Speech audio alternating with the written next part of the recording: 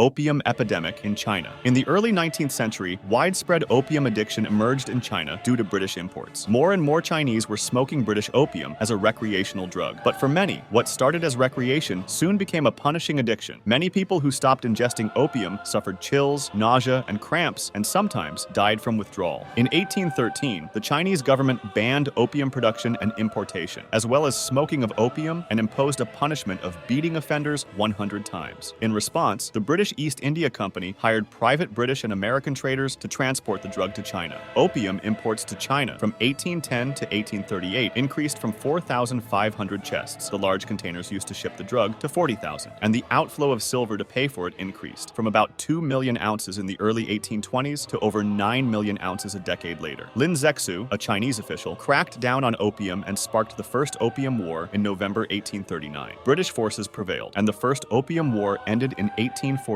when Chinese officials signed at gunpoint the Treaty of Nanjing, granting significant benefits to Britain, including Hong Kong, indemnity, and 5 new Chinese treaty ports. Then the Second Opium War started in 1856 when the new emperor dismissed the peace faction. When the British and French captured Beijing and forced on China a new round of unequal treaties, indemnities, and the opening of 11 more treaty ports. It weakened the Qing dynasty, and the opium trade reached its peak in 1879 with imports of 87,000 chests. Cocaine epidemic. Thousands of years ago, people discovered the uplifting effects of coca leaves. However, the first epidemic of cocaine use in America hit during the late 1800s. Surprisingly, there were no rules against using or selling it back then. Cocaine was everywhere, in drugstores, bars, through mail order, and even in grocery stores. In 1885, one company sold cocaine in 15 different forms, like cigarettes, drinks, and crystals. Popular drinks like Coca-Cola contained cocaine too. But as people started experiencing its harmful effects, by the 1920s, cocaine was seen as one of the worst drugs. United States began making laws against it, and in 1914, the Congress passed the Harrison Act to control its sale. By the late 1950s, it seemed like cocaine was a thing of the past, but in the 1960s, it made a comeback. Today, about 1 in 4 Americans has tried cocaine, with 50,000 trying it for the first time daily. More than 6 million Americans use it regularly. This led to a war on drugs. Morphine epidemic. During the late 19th century and early 20th century, there was a significant morphine epidemic, especially in the United States. This epidemic was closely tied to the aftermath of the Civil War, as many soldiers returned home with injuries and psychological trauma, for which morphine was commonly prescribed. It was widely used during the Civil War as a painkiller for soldiers who suffered injuries on the battlefield, which led to many soldiers becoming addicted to it. As the negative consequences of morphine addiction were becoming more apparent, U.S. government started making some efforts to regulate it. As the regulations became more strict around morphine, people turned to heroin, which was initially marketed as a non-addictive alternative to morphine.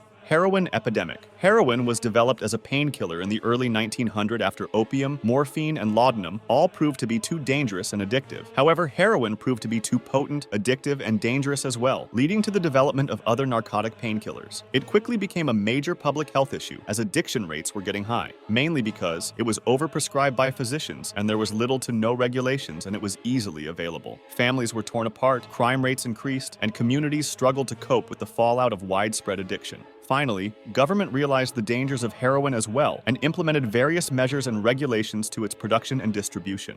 Just as government tried to grapple with the devastation of widespread heroin abuse, another crisis emerged, casting a shadow over urban areas. Crack cocaine epidemic. The crack epidemic of the early 1980s in the United States left a profound mark, particularly within African American communities. Crack cocaine, highly addictive and easily accessible due to its affordability and immediate euphoric effects, wreaked havoc across inner cities. Produced by converting cocaine into a smokable form, crack became widely available, selling for as little as $5 per vial. A vial is a small container for crack cocaine, commonly sold on the streets. However, its use came with significant health risks, including weight loss, high blood pressure, and hallucinations. Originating from Colombian trafficking organizations like the Medellin cartel, crack spread rapidly from Miami to other major cities, facilitated by small-time dealers who found the drug trade lucrative. In response, the U.S. government under President Reagan declared a war on drugs, implementing harsh penalties and increasing law enforcement funding. HIV/AIDS epidemic. The HIV/AIDS epidemic epidemic among intravenous drug users, IDUs, has been a persistent public health challenge since the 1980s, fueled by the sharing of contaminated needles and injection equipment. This mode of transmission has contributed significantly to the spread of HIV/AIDS globally, particularly in regions with high rates of injection drug use and limited access to prevention and treatment services. Despite the implementation of harm reduction strategies such as needle exchange programs and opioid substitution therapy, barriers such as stigma, poverty, and limited healthcare access continue to impede efforts to control the epidemic among IDUs. Methamphetamine epidemic.